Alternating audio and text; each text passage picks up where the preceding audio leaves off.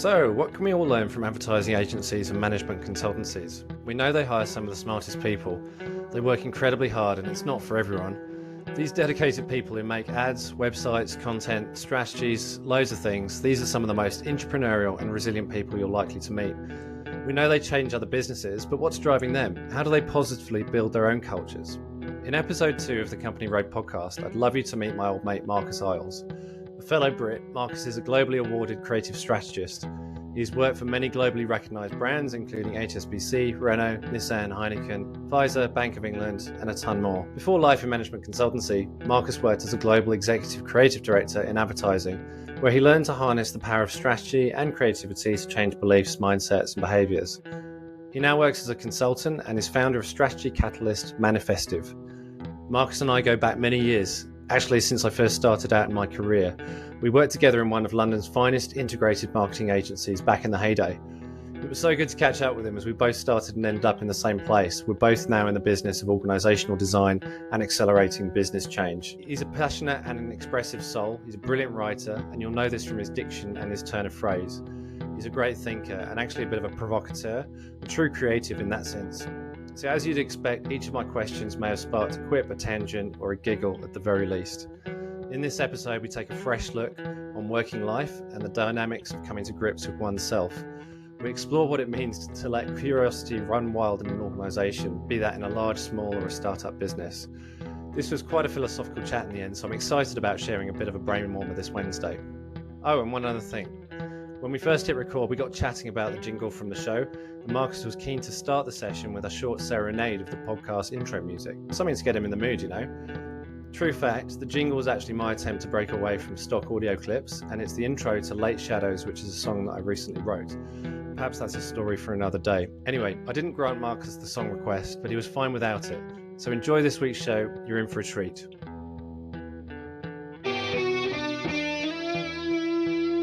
Mate, I need to hear it just to set the scene. What, before we start? Don't you think? Just so I can get into the zone. No, I'm joking. Sorry, let's get serious. I'd have to open up my garage band. I thought I could get a live version. Oh, well, all right. Give me a minute. I'll get the instrument tonight. I've got a drum around the back here somewhere. We could just jam, mate. That could be your session. We'll do that at the end. We'll see if we get through. Okay. Yeah. All right. Marcus, welcome. And thank you very much for joining us on the Company Road podcast. Delighted to have you on the show. And it's an honour. You're joining from the UK countryside somewhere in what looks like Caracas Potts' shed. But maybe you could just tell us a bit about where you are and where you're situated. Geographically, I'm in the West Midlands of the United Kingdom. For those of you that know it, think Birmingham left a bit. There's some pretty hills called the Malverns. I'm out that way. And then I'm situated in what used to be a log store that's attached to the side of the house. I've claimed it as my little office, and it's a little den. So I can psychologically leave the house, shut the door behind me, move into a space and just crack on with work. But yeah, it's basically a home for all of my mental shenanigans. It's messy and cluttered and full of rubbish. Much like my brain. No, it's brilliant. It's much better than my background, and I need to do mine next. I think, can you come over and do it next time you're in Australia? I'll do a screen grab of this, and you can just do it as a Teams thing. Easy. Yeah. Perfect. So let's introduce you if we can. Tell us a bit about yourself. For those of you who don't know you, how do people describe you? How do people describe me?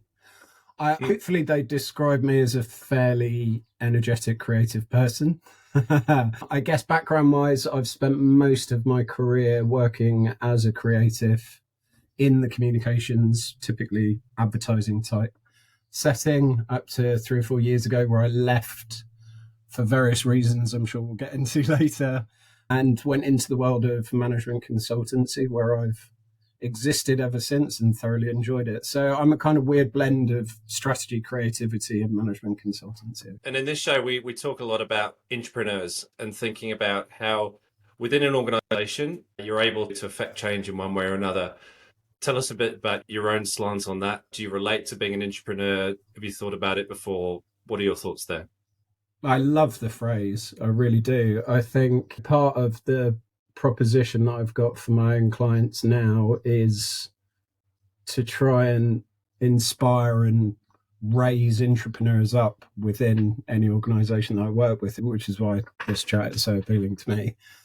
For myself, I think a lot of my career was, as I've already said, sort of based in a very creative role in a setting that didn't really allow for that sense of entrepreneurial mindset or application. It was very much, oh, you sit in a box, you're a creative, you go off and do that, which I always found to be a massive irony.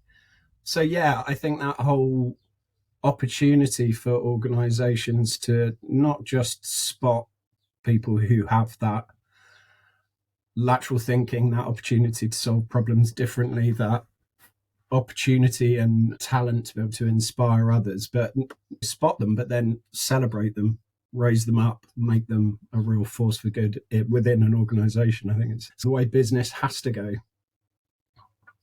And you were describing creativity being shut off from other parts of the organization just before.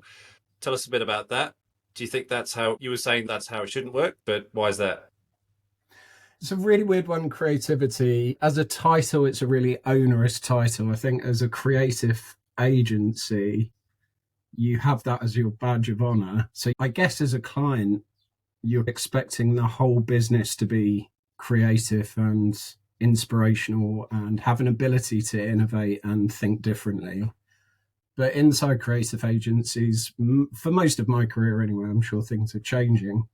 There was a sense of how do we productize and create a production line for this weird and wonderful science of creativity. And in the beginning, when I first started out, that was done through sycophancy. The creatives were in a nice bubble up in an ivory tower somewhere, and you had to knock on the door very lightly and ask permission, which wasn't particularly good, healthy, or fulfilling for anybody, I don't think. But in the sort of flatlining of that hierarchy, there was still that component. Creatives just sit over there. You don't really need to talk to them about business per se. They just need to come up with an idea. Don't talk to them about what the client actually thinks or feels, or how his people are or her people are actually engaging with that product on the shop floor or in the factory. Just come up with an idea. And I always felt like that was a real shame. Like I was quite interested in the business. I was quite interested in whether people cared inside the organization. So, yeah, I can see the reason why. I think it was done with the best intent. Let's just let creatives do creativity. But I think it ended up just being to the detriment of creativity. I don't think you can have the very best ideas unless you've got that fully rounded perspective. And when you were eventually let off the floor and you were able to go and see the clients, what was your first impression? How do you remember that? I guess this is probably going to sound like I need a small violin, but by the time I'd got to any level of seniority, I felt a little bit like I'd missed the boat for creativity, the value being appended to creativity.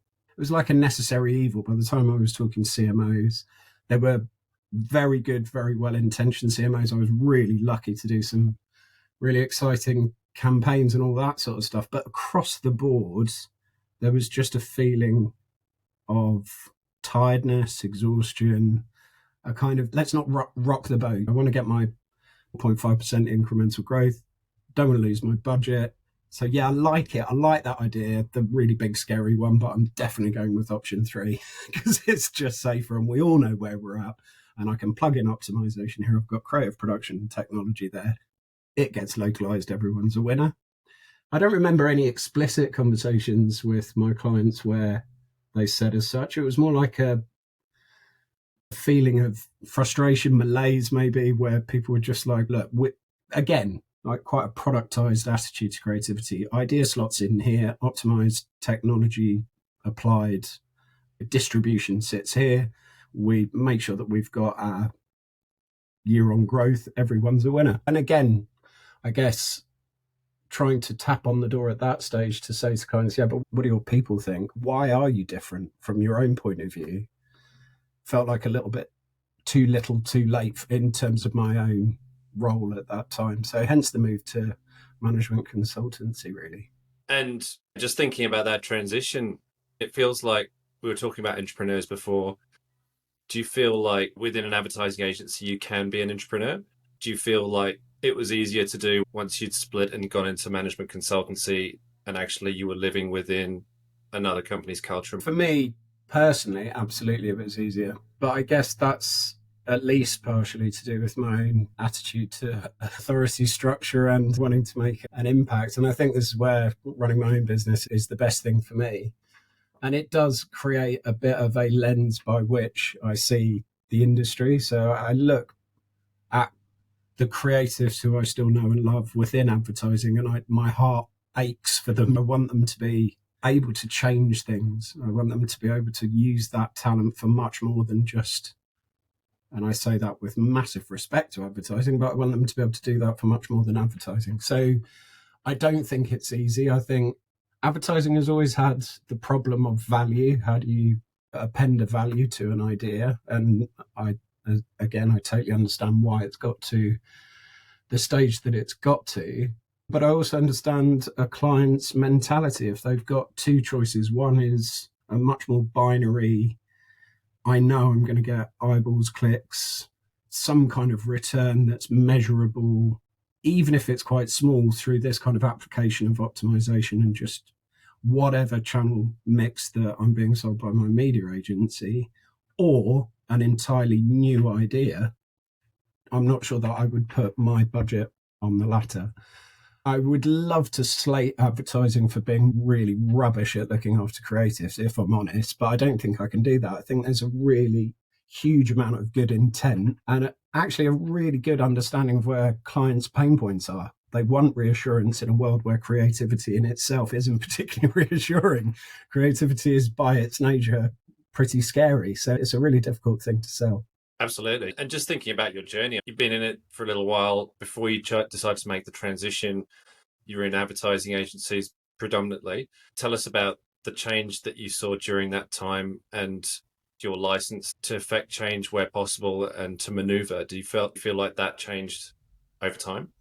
I think it only changed according to how open my bosses were. Like in my first proper, what I'd call proper agency was Below the Line, but did a really good job of integrating digital and what was then direct marketing, typically mail. And myself and my art director were right at the heart of that. Let's stop talking about digital, stop talking about DM. Let's talk about a creative department.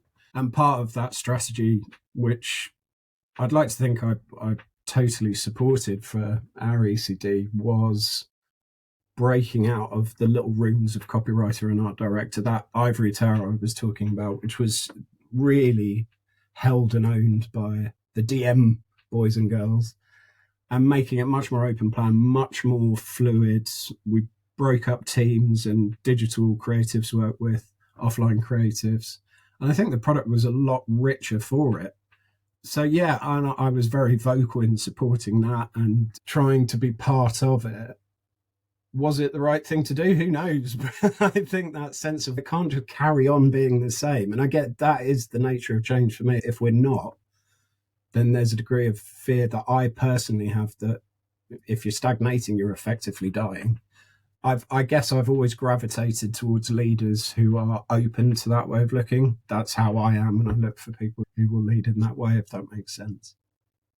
Going out of that agency and going into more above the line advertising, it was much harder, actually. It was much more. Advertising agencies have led the charge in ideas and creativity for 70 years or whatever it is. So this is it. This is how it works. Creatives have this remit, this kudos. So that was a lot harder. But my strategy for that was just to, we had a phrase, to wear out shoe leather. I'd just go and talk to people and say, oh, maybe you could help with this, or can I help with that? And just see what happened. And again, reasonably successful approach, I think, but it was an institutional change. Tell us a bit about your view on authority in that respect. You mentioned it briefly before. How do you work well with authority and with your leadership? And from an entrepreneurship point of view, how do you get that formula right? Oh, I don't know that I've ever got it right. I cut my teeth outside of creatives. I work for a client, and even as a 20-something-year-old, I would naturally go to the leader and say, hi, I'm Marcus. how are you? Which is quite a surprise to most of the early leaders that I had. But I think that was always I just wanted to know how the business was, who the people were who were running it. So I think that the resistance to that relational approach, I've always been able to spot a mile off. And that's always made me just think, oh, this is an authority for its own sake. And that turns me off completely. So any leader who's, yeah, nice to meet you, but back in your box, I have a knee-jerk response to, not a good one. But that's not their fault. Again, I sit on the fence, but I can see that lots of leaders or leaders that I've had have probably gone, I just haven't got the bloody time to meet everybody. And who is this Marcus kid? F off. Get back to your desk and earn me some more money or whatever. So I get it. But I think the more that I've seen business transition out of this autocracy, lead by command way of running a business, the more I feel justified in always having had that approach. Like I've always wanted to have an opinion that has been heard by as senior a person as possible. And if I don't get that, then I just feel you're just trying to boss me around for the sake of it. I'm just a nightmare to have as an employee. This is not the best pitch I've ever for getting another full-time job, is it? Doesn't sound like you'll need to. I hope not. But thinking about people starting out and maybe some of the characteristics and the attributes that you were just describing, would you go out the same way? Would you say, suss out your leadership, find out what they're all about, build a rapport with them, understand what the business is all about? What would you say to people coming into the industry now? I'd 100 billion% I'd recommend that, even to people who would find that really far too cocky and what you're talking about, man, you'll get sacked in 5 minutes. I think we spend an inordinate amount of time working for other people, obviously to justify our own salaries and lifestyles and so on. But you've really got to believe in it, I think, to really enjoy it and to get the satisfaction of a hard day's work. You've really got to believe that you're doing something that matters.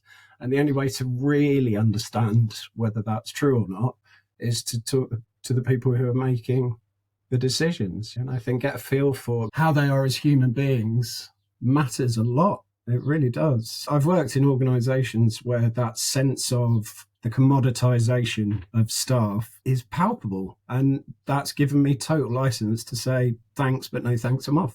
And we are breaking down barriers. I think we are in a working environment that typically is a lot more open, asks for a lot more and gives a lot more communication to its people if it's heading in the right way, in my opinion. But it's still very easy for leadership to sit behind an office or behind a language of profit and loss or EBITDA or whatever it is that's really inaccessible.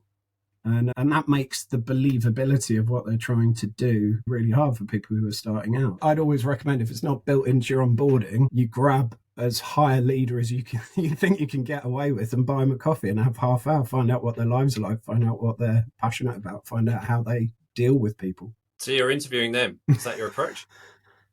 Maybe not an interview. I think you've got to get some gauge of trust. You've got to get some gauge of, as a layer on top of what the organization's vision and mission is, does this woman have what it takes to really evoke it from me as a human being? Am I going to work that longer day, or am I going to be happy that I've made them better off while still collecting the same salary? Is all of that sort of stuff, is this person adding that human layer to that corporate vision and mission, I guess? Because business isn't easy. We have to get people to work hard and in the most obscure ways these days. Remote working is a classic point. How do you get people to give over and above when they're not always in front of you? You don't really understand where and what shape your organization is anymore. It's incredibly difficult. So I think as employees, it's our obligation to work out whether the people bit of it fits with the corporate bit of it. Just thinking about when you're in an organization, maybe one that you started in fairly recently, and thinking back, what are some of the signs of you thinking, okay, this is a place where I can work? What characterizes a healthy and thriving working culture in your view? The last full-time job I had before setting up my own thing, it was absolutely as close to perfection as I've ever had in my career, hence joining, really. But I think that the character traits weren't, I don't know how listable they are, But there was that real palpable sense of an integration between what the people said and how they acted and what you read on the website. This is what we do as a business, and it's really great, and we're the best in the world. Yeah, whatever. And then people who were living and breathing that passion, not just for authenticity and credibility, and yes, we can do what we say we can, but the impact, we really can change organizations for the better. And plus, they represented what I believe every business needs, which is the total synergy between creativity and strategy. But it's people. I genuinely think you will look at a job and get inspired by a job board or a job description, but you'll always join for the people that you meet as part of the process, won't you? The more interesting thing, I think, is situations where you get that sense of tingle, wow, this is totally me, this could be home, and then you turn up to something that's totally, wow, this isn't what I signed up for, which is a kind of off-topic chat, but that's something that I've experienced. I know plenty of people who have as well, and I find that just as interesting, actually, where you can put on the veneer as an employer and they go, brilliant, we've got them in, see ya, and just leg it and leave them to their own devices. There's a lot of trickery, or I don't know if it's trickery, but there's a lot of representation online that gives you a certain impression, obviously, and you can try and find out. You can go on a Glassdoor and other places. You don't know really until you get there necessarily. The interview process is very long. You've been through multiple rounds and a presentation, and you've met everyone at drinks and whatever it is. But when you turn up and you see that, and you've got to figure out, okay, do I stay and make something of it, or do I need to head on and do something else? Then how do you respond in that situation?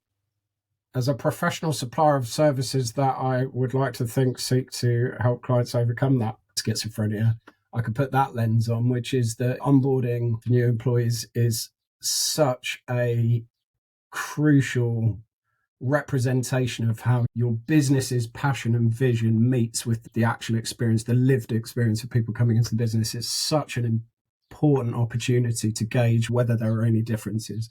This is what we believe. This is our purpose. This is what we're going to set out to do for the world. And then somebody comes in and hates it, then there's something that needs to be done by leadership, by middle management, and by the organization as a whole to rectify that chasm, to bring that gap together.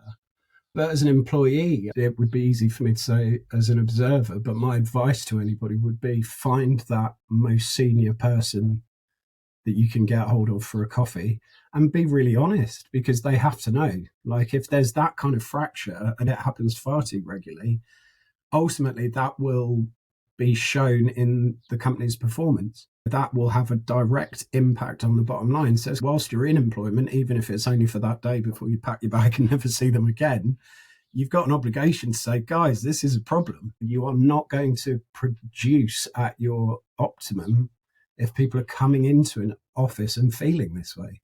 And this is possibly why I've ended up where I am now, because that ability to be able to have a voice about the things that are wrong as well as the things that are going well is just so important in today's business. It really is.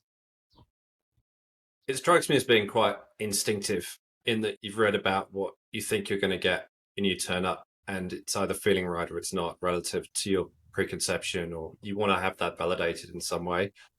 But if you don't, then there's going to be a response. One could be to walk, one could be to sit it out.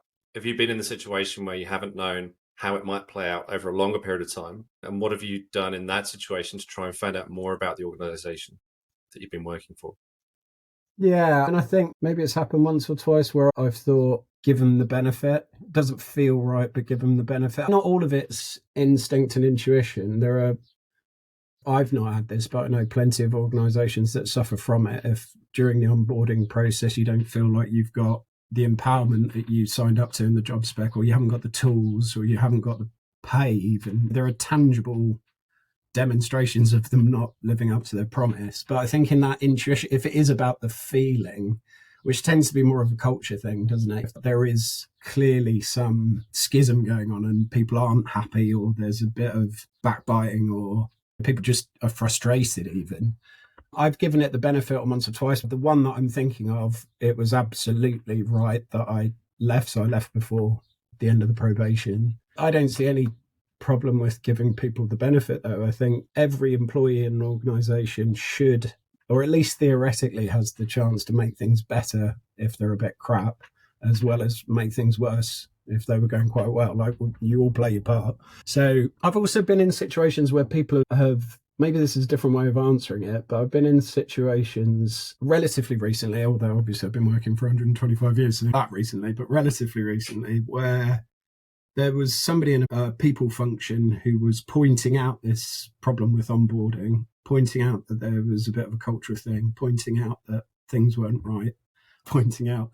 And I think there is a bit of if you're not a part of the solution, then you're potentially the problem. So to say in that coffee with the most senior person you've managed to get a hold of, all you're doing is holding up a mirror saying, this is a lot crappier than I thought it would be. If I was the most senior person you got hold of, I'd say, we'll see you later then. Whereas if you're saying, there's a problem here, have you thought about? I think I would have preferred, or to build on it, to try and add a solution to the problem, then I think you're demonstrating everything an employer could ask for, really. So maybe that's another way of looking at it. Yeah, for sure. I've seen that, and I've probably been that person as well, just going in and asking too many questions of what's there. And I've been told as well, particularly when you join in a senior capacity, it's your job to try and come and help us do something about this too. And damn it! And that's not what you want to hear. You think you're just pointing out some things, but actually it's all true. Yeah. Particularly as you become more senior, you need to show that you're invested. Have you been in that situation as well? Oh, for sure. I think there's a lovely first, probably actually the second senior position you get in whichever industry you're at. The first one, I'd argue, is typically you're so enthusiastic it doesn't really matter what you know or what you don't. But the second one you take, particularly if you leave to a new organization, I think it's human nature to feel a bit of swagger. I think you'll find I've arrived. Where, this is where leadership, I think, is having to adjust to a new working philosophy, which is we're pretty much in it. All of us, every single one of us. And if I've hired you incorrectly, that's my problem. I did that. I started it as a leader. So what am I going to do about it? And I think that's filtering through. It's still very easy. As I say, the bigger and more complex an organization is, the easier it is for leadership, in inverted commas, to hide physically or particularly in language. So things can get drip fed through middle management to the wider organization, but that typically goes down into silos. So there's no real cross-pollination or cohesive voice for the organization to respond. And in that, leadership can just hide behind its slightly aloof way of looking at the real business, what's really going on. But I think if you've spent any time, and I know you have, in startup, there's a wonderful sort of necessity of flat and open communication. If you go into that I think they say when an organization gets to about 50 people big, that's when it gets really tough. If you get beyond 12, 15, then you can't just stand up and tell everybody what they need to know for the day. You get to 50 and you're starting to get little groups of teams.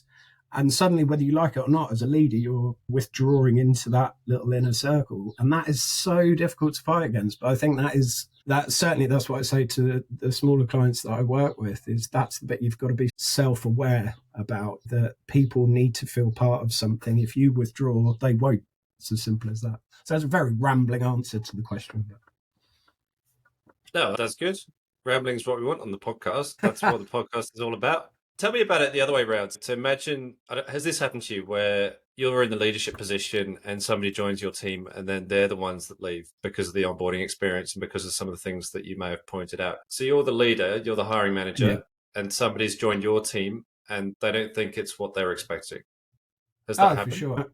Yeah, advertising all the time. And I think the reasons will be, I think their egos play far too big a role in the communications and creative industry, far bigger than they should. Every business has the right to make a lot of money out of egos if they can. But when they're self-destructive, when it's not really being part of anything, unfortunately, there are a lot of the agencies that I've worked with where that would happen. People would turn up with a sense of, I've arrived, as I was saying earlier. And actually, that sort of down to earth, actually, mate, you're doing a little campaign for this local client over here, and sorry, but that's a job, can be really difficult for people to swallow. And I think that's another thing that I was looking for in the industry at large, was a bit of humility, that actually all advertising does is sell stuff to people who didn't realize they needed it. I think this whole kind of purpose-driven journey that the industry's been on for the last 10 years or so is a little bit off-piste. And I don't think that's helped our cause, the industry's cause, in increasing the value of creativity. So yeah, there were plenty of personalities who would turn up and say, I've won at Cannes, where's my seat at the top table? Could you just do some work first? Sort of thing. And they would then move on. But that's cool. That's cool. There was something that I always observed in advertising, which was the people who did the work that merited, like who consistently performed in a way that merited, if not ego, the confidence to know that what they were suggesting was probably right, carried on doing really well, even if they were quite abrasive with it. And I always celebrated advertising for that. There was no sort of, oh, we've all just got to be a big family. I hated that. I still recoil at that phrase in organizations. It's not a family. A business doesn't invite itself around for Christmas. Apart from anything else, who'd want to work with your family? I love my family. I wouldn't want to run a business with them. But advertising was always quite good at accepting very weird people, personality-wise, just because they were brilliant. And I think there's something that wider industries can learn from that, I think. Yeah, absolutely. There's a big push, obviously, in the diversity conversations that are happening now, where it's expected that collaboration is there and diversity is there. And obviously that places it's almost a yardstick. It has to be there in some way or another. It wasn't always the case. And yet that diversity was still there and represented through the advertising industry with the weird and wonderful, and the ideas that came from it were just brilliant a lot of the time. Yeah.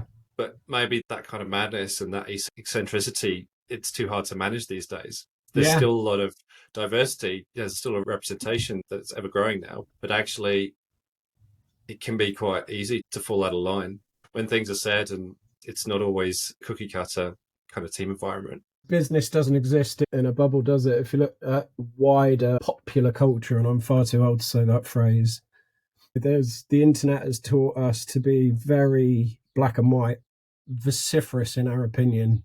And there's an unwritten set of morals that nobody really understands, but everybody is petrified of breaking. And business is totally susceptible to that. So to stand your ground when you've got an opinion, even if people will take it the wrong way, not like it, lambaste you for it or whatever, is impossible. I was going to say terrifying, but businesses have shareholders who won't like that very much. And so there is a degree of keeping your head below the parapet. By and large, it's a good thing. The way that business is demanding more in terms of equality, in terms of, with a very small m, morality and so on, I think is a really good thing for people, and certainly for young people starting out. But it does make it very difficult to be authentic and be honest and to learn something new, actually. The great thing about meeting different points of view is that both parties, theoretically, at least if the conversations run properly, will learn something.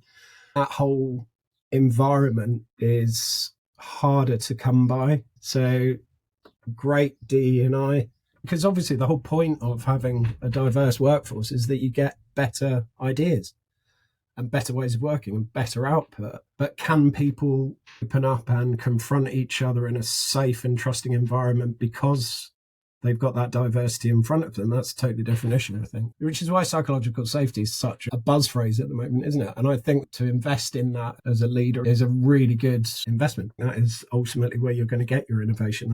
Yep. Psychological safety, it means different things to different people because it's very personal to you. What does it mean to you? You've talked a bit about almost being, you describe yourself as a nightmare, but a disruptor. What does psychological safety look like for you? Maybe it comes back to that sense of that objective vision and mission that we've got as a group of people all working for one employer. So if we've got that as an objective thing we're all aiming for, and I believe that your motive as my colleague is to get there, and you believe that my motive is too, then if I can criticize where you're coming from, you'll get, theoretically, that's where we're headed, and that's my motive. And I think if I can do my very best to make sure that's done in a way that builds you up, not cuts you down, then it's for the common good. I've got a client who I'm working with at the moment who are incredibly successful, and I'm just trying to work with them to formulate. They're going through an enormous bit of growth. They've got a culture that they haven't had to define, and they've got to one of those tipping points, 170 people or something. And I came into the project saying, obviously, you need your vision, your mission, and your strategy, and then we'll work out initiatives and objectives and all that sort of stuff. And their response was, we don't do any of that. That's too corporate. So you're like, okay, what do I do now? Because you need that. You need it. Because how's anybody coming into the business going to say, no, we just don't do it? So unpicking it, these guys are genuinely incredible. Quality and hard work are their two key drivers. Their success is hindsight for them. It's, yeah, we've done it, so you can trust us, we'll do it. So actually going into an environment, and they talk to each other very directly. So how do you create a kind of template so that as they grow, onboarding, people will know that's okay and that's the way things are done? It's a nightmare, because you're basically setting people up to be told very directly that what they're doing isn't good enough or is good but needs to be done in this way and so on. But it is still ultimately about the vision that they've got and the mission that they've got and the strategy that they're going through to implement it. They just don't like that language. And I'm like, brilliant, let's decorporatize it all. I'll keep that language for myself because it helps me structure how I'm going to help you communicate it. But ultimately, you have got psychological safety, not because they're putting any kind of training into it or they're doing workshops or anything, but just because they say, we do nothing but hard work and quality. Are you in? And people go, yeah, okay. You're talking a bit about the threshold of 50 people and then getting to 170, and now you're working with them now that are at 170. Do you feel like anything about how they've transitioned from being smaller to scaling up and being larger, and what's behind their success in that sense? There's their key success, which is also the reason why I and others are helping them out for this stage. Their key success is the unity and absolute straight down the line communication from the founders, which is brilliant. They all talk as one. They all have exactly the same way of approaching every single business problem, whether it's finance, people, product, or whatever. It's all done through this kind of quality and hard work lens. And they're interchangeable. So they have a CEO, but he's one of 5. Obviously, the real challenge is succession. How do you create something that when they're potentially 100,000 people big, whether or not they even want to get that big, who knows? How does that work? And I think that question, I work with a range of different sizes of clients, but I always find that is one of the best questions to ask at any stage is, okay, I'm typically there to help solve some sort of strategic activation problem. If I ask the question, what's your succession plan? Who's next? Inevitably, that brings up the point that we started with, which is how do you spot and raise up those people who can engage, inspire, and genuinely evoke a response out of people? How do you get the people who, when they're asked for a coffee, are the embodiment of that vision and that mission, and therefore the implementation of a strategy is a total no-brainer? So creating a template, creating some objective expression of the founders is really what I'm involved in for this particular client. But I think it's true for any organization. How do you have that actually as a founder or as a leader? This business is bigger than me as an individual. I'm an embodiment of it.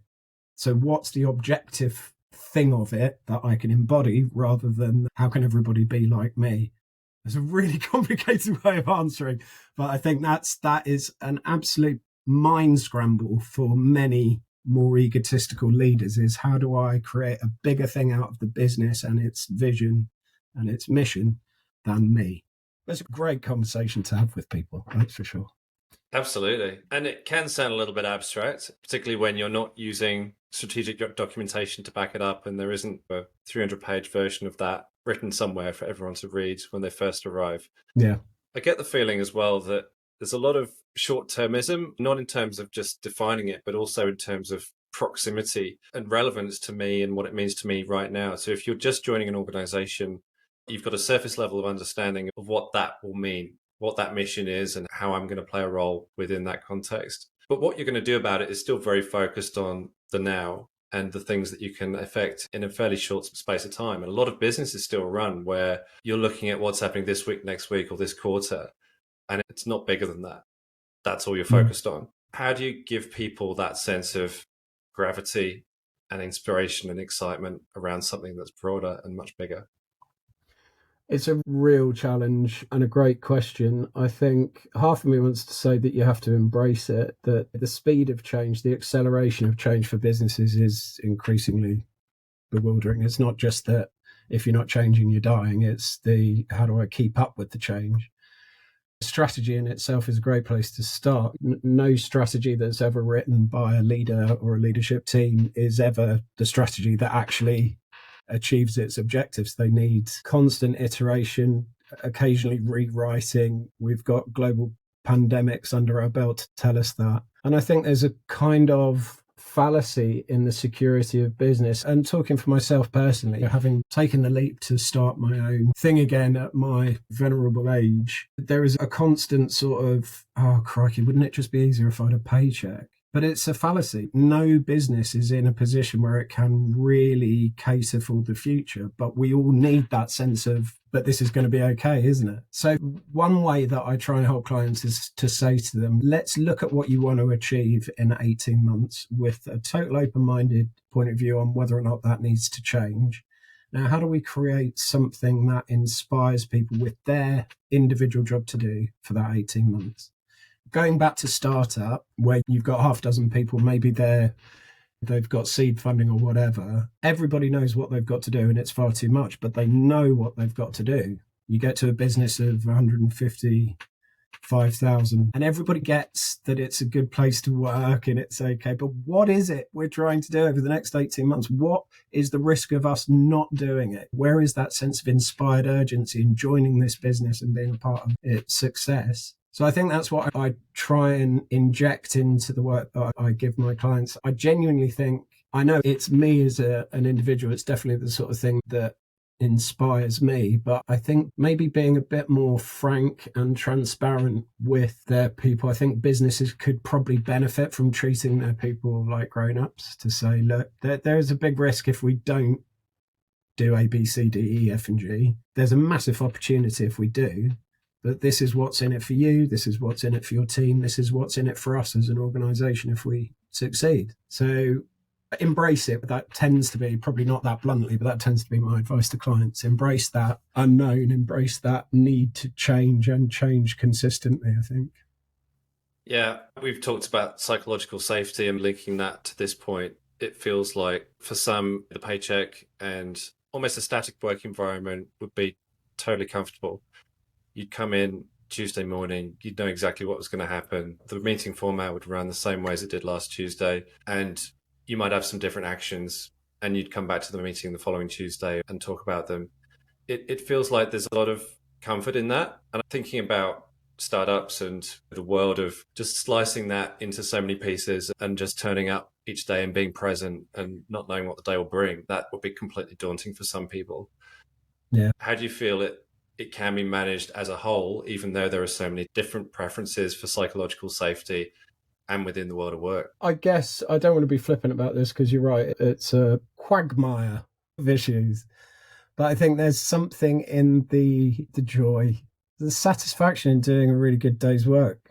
There's something that is really overlooked about applying yourself to a job in a way that you know is creating real impact, is making a difference. And actually in that, being able to really tell whether your heart's in that job. There are plenty of people who coast if you're forced to do a really hard day's work. And I'm not just talking about the previous client I was talking about, but I think generally speaking, that ability to really apply yourself, understand the result of it, the result of that work of your hands, is a really satisfying, really wholesome. It's something that feeds you mentally, feeds you obviously financially, and so on. So I think it would be the same point for me. Yes, there is total volatility, unpredictability. Every strategy gets changed, rewritten, whatever.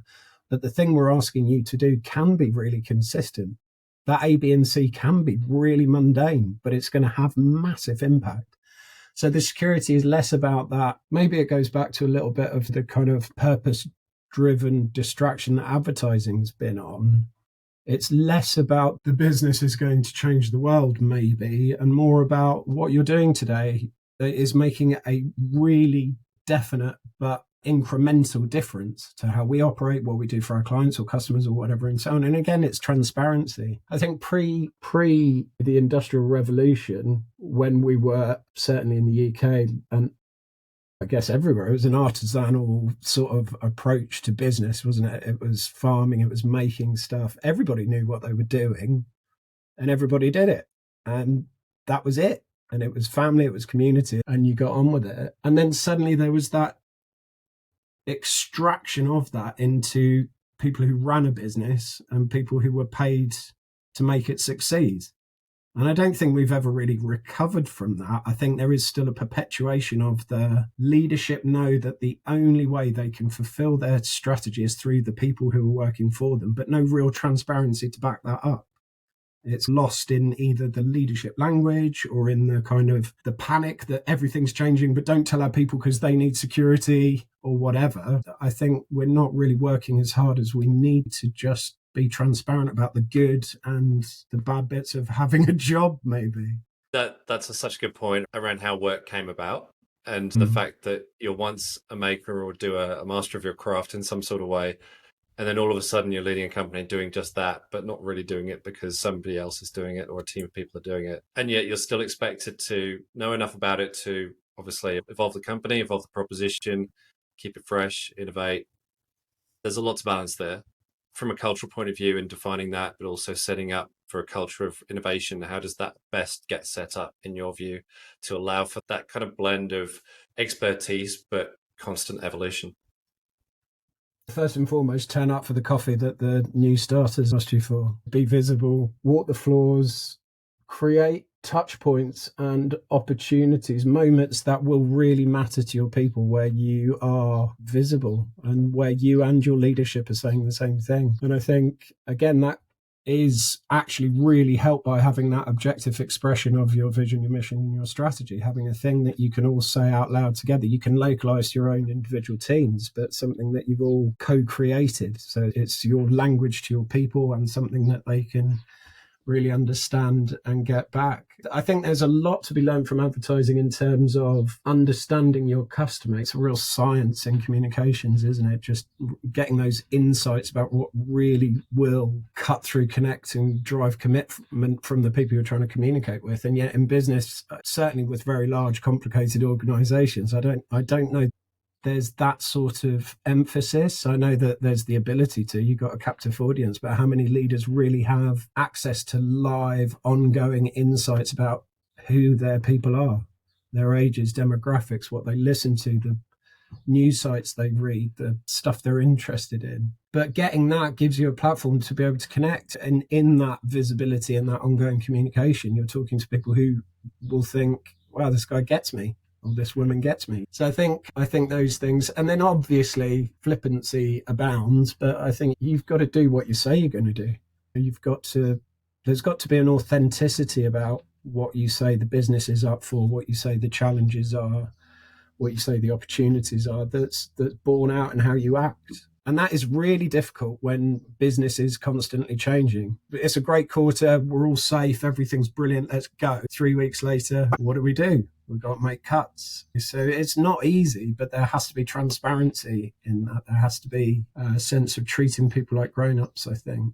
So yeah, visibility, following through on your commitments, just practice authenticity and inspiration. Those two things. Like inspiration, I genuinely believe isn't a charisma thing. It's a muscle you flex and it gets stronger. It's how do I get people and understand what they need to be motivated to do something differently or better. Is inspiration, this is something I know you feel passionately about, but inspiration, is it something that's presented to you or something you feel inside yourself? I think it's both. I think it's a spirit thing from the kind of root word of it. So I think it exists in all of us, the ability to be inspired, and yet it's incredibly nuanced and unique and individual. So it's an entirely human thing. So as a leader, you can inspire yourself, be inspired by your people, and also inspire your people. And I think that's possibly one of those pivot points of that mutually rewarding relationship between an organization and its people, is that you can inspire each other and be inspired by each other. So I think, look, on a really base level, there are professional speechwriters who will write for a politician or a CEO who will make what they've got to say inspirational. So it's a tool and a skill and a muscle that we can get better at. But even apart from that, I think there's the ability to shake off the veneer, shake off the imposter syndrome, and just look at what we're really here for as leaders, what we really believe is possible if this organization is firing on all cylinders, and to communicate that and commit to it visibly and through action and through communication. I think that is inspiration at its heart. Yeah, that's definitely at the heart of its delivery. I'm wondering whether you can almost break down inspiration. I know you've been inspired by a number of things. I can see some things behind you there, but it means different things to different people. So if you were trying to inspire people with a broader set of principles, what could people consider for evoking inspiration in one way or another? The inspiration that I talk about in work is very specifically around the job to do for an organization. So how do you get a group of people together to stand on common ground and head towards a common goal? And I think in that, the tools really are what I've explained. There's an opportunity for this organization to get to this destination X. There are massive challenges along the way that we can be totally transparent about.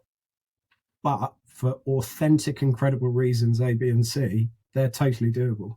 We can do this, but only if we, E, F, and G, go through that very clear and transparent set of things to do that you all get, you all understand, because it's being told to you in a language that you get, and we will come through it and we will get to destination X. So I think it is, I call it a manifesto. It's a form of storytelling. It's that combination of what is possible coupled with an authentic and credible way of getting there, wrapped in a language that strips out all of that leadership nonsense and just says, this organization is made up of people. This strategy will only succeed through its people. Are you in? And just makes it that simple. I want to just finish by asking you a bit about how you deal with certain situations. So when it's tough, and it can be, how do you respond to that, and how do you pick yourself up and keep going? For me, as an individual, I just cry, Chris. I cry, sob. It's a good question. I'm pretty sure I've got ADHD, which actually helps. So I tend to, I feel challenges. I'm quite a sensitive human being, and they can stop me in my tracks, but I tend to be able to switch into another challenge really quickly, if only because I'll get bored of wallowing. So I count that as a bit of a totally unintentional superpower. And otherwise, it's family. It's really crass and twee and obvious, but people who live the longest really prioritize friends and family. It's a fact. So even if it's just my business life, I'd like that to exist for as long as possible. So I tend to just go away with my children and my wife, and we just sit in the garden or whatever. Lovely. And what's one piece of advice for other entrepreneurs? They could be in advertising, they could be anywhere else, but for people that want to make a difference and make themselves known within their organization, apart from the coffee and having that with the leadership, what else would you recommend they do? There's a really rough framework that I garbled through. So listen to that again, write down the challenge you've got, but where you think you could get to if you overcame that challenge, write it into a story or a manifesto or something that shows you're in it for the change, not just pointing out the bleeding obvious problem, and take it to the most senior leader you can find and say that, to read it out to them over that coffee, because ultimately people will get your commitment from it. So it's kind of a win-win situation, I would say. And following that through, and in your experience of doing this, I'm sure, where has this led? What is the impact that you've been able to achieve, do you think, by doing some of these things?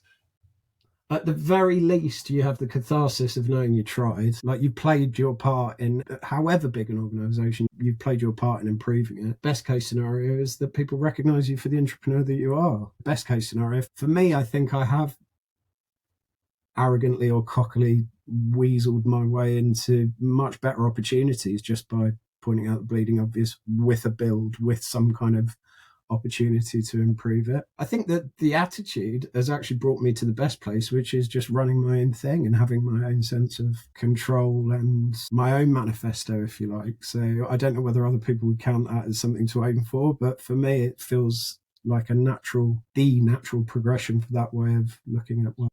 All right, thanks so much, Marcus. Tell us a bit about yourself, your business. Where can people find you if they want to connect with you in some way? We can mention it on the show. Bless The you. plug, give us the plug. The website is manifestive.work. So Manifestive, you can spell it yourselves. And I call it a strategic catalyst. So it's a strategy activation agency. We mix strategy and creativity and get change done in businesses. But have a look at the website and obviously drop me a line if you want to know any more. Okay, so that's it for this episode. If you're hearing this message, you've listened all the way to the end. So thank you very much. We hope you enjoyed the show. We'd love to hear your feedback, so please leave us a review and share this episode with your friends, team members, leaders, if you think it'll make a difference. After all, we're trying to help you, the entrepreneurs, kick more goals within your organizations. If you have any questions about the things we covered in the show, please email me directly at chris@companyroad.co. I answer all messages, so please don't hesitate to reach out. And to hear about the latest episodes and updates, please head to companyroad.co to subscribe. Tune in next Wednesday for another new episode.